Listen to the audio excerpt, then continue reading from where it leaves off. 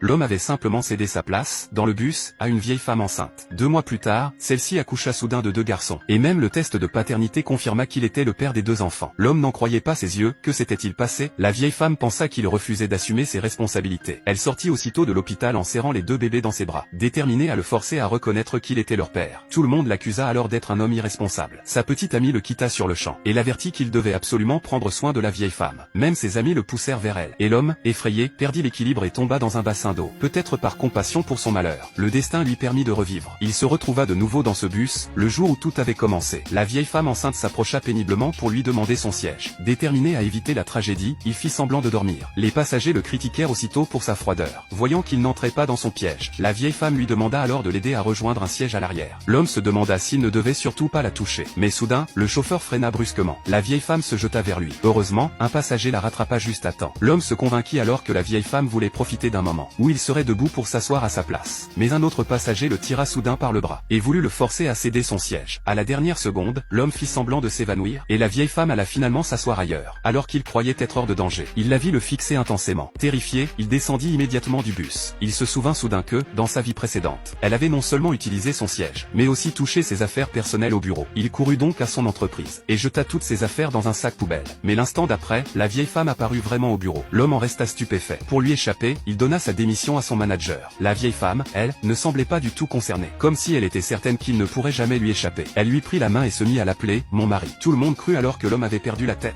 Comment pouvait-il quitter la fille d'un milliardaire pour épouser une vieille femme? Même ses amis pensèrent qu'il avait trompé sa petite amie et l'accusèrent de fuir ses responsabilités. Il se rappela alors qu'eux aussi l'avaient calomnié dans sa précédente vie. Il comprit que ses amis devaient être liés à cette affaire. Mais la vieille femme ressentit soudain des douleurs, elle allait accoucher. L'homme se dit que, cette fois, n'ayant pas cédé sa place, elle ne pourrait certainement pas mettre au monde ses enfants. Pourtant, à l'hôpital, elle donna de nouveau naissance à 2 garçons. Même sa petite amie trouva que les enfants lui ressemblaient. Elle le gifla immédiatement et rompit sur le champ avant d'annoncer publiquement que son nouveau petit ami n'était autre que l'ami du jeune homme. Pour se défendre, l'homme arracha un de ses cheveux et demanda à une infirmière de lancer un test de paternité. Il était persuadé qu'il n'avait aucun lien avec la vieille femme. Alors que son ami tentait de partir, il le retint. Personne ne devait quitter la pièce avant les résultats. La vieille femme, informée du test, restait pourtant parfaitement confiante. Même face aux avertissements de l'homme, elle n'avait pas la moindre peur et exigeait encore qu'il assume ses responsabilités. Le rapport arriva enfin. En découvrant le résultat, l'homme resta figé de stupeur.